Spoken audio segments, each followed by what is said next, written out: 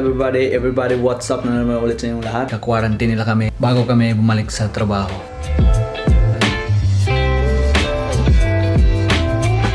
So okay lang din naman kasi maganda naman yung hotel. Good for two sana, pero kailangan ako lang mag-isa sa kwarto. Tatlo kami, may isa-isa kaming kwarto. So yung isang kasama ko, magkatabi lang kami na kwarto, magkapit bahay kami. Sa tuwing may kailangan siya, kumakatok lang siya sa dingding. Migo, pahingi ng asin, ilalagay ko sana sa kape. So maganda naman, libre wifi. So dito, komportable naman. May sarili siyang CR.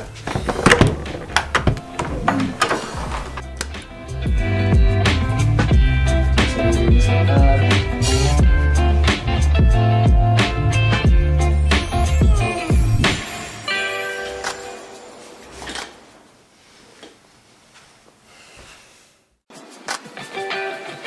Yan, so dito libre na yung almusal, tanghalian, saka hapunan. Pero walang libreng snack. Sayang. 1, 2, 3, 4.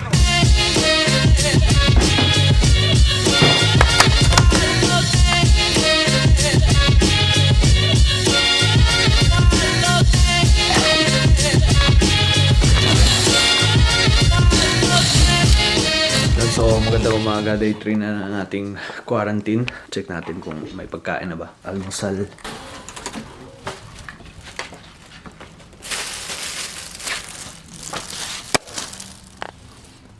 Ito yung almusal natin ngayon. Ano kaya to?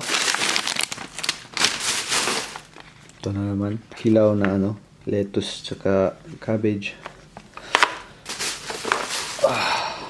Ito. Pot salad. Orange. Star margarine, jam. So ito yung almusal natin. Walang walang rice. Tinapay lang.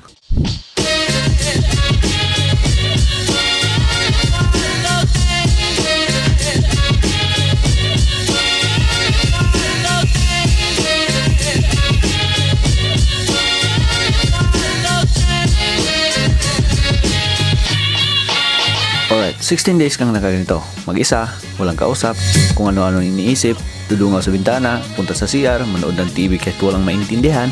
Perfect. Perfect na perfect.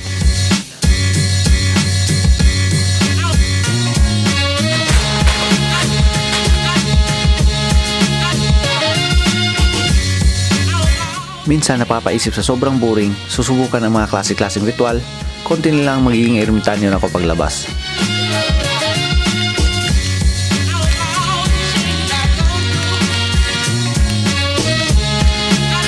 Pero pwede naman lumabas sa kwarto, pero bawal talaga lumabas sa building. Pero pag nag-comply ka, ay pwede na palang lumabas. Hindi, joke lang. Hanggang lang talaga. Hanggang pag nanakaw lang ako ng kape. Ayan, nilagyan ko na rin ng asukar para package na. Salamat, Chappy. Saka, ano pang hinihintay? Takas na para hindi maabutan, di ba?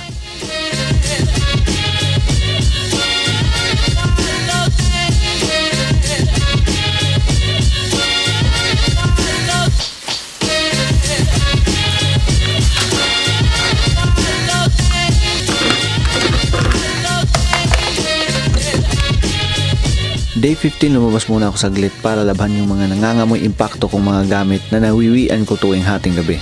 Damn!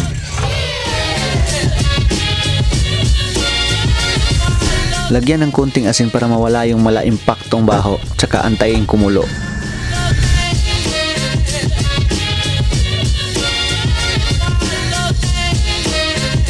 Wow! Last day. Last day. Wow. 16 days akong kumakain ito. Kada umaga. Yung ulam hindi pa rin nagbabago. Ganito pa rin. Nakakasawa na. Pero okay na rin, at least may pagkain. Nasanay na rin kami. Habang tumatagal, lalong sumasarap. Alright. Boom! Pagkatapos kumain, ayan, sibat na. Matatapos na rin ang 16 days quarantine. Lalaya na kami sa building na to. Yay! Alright.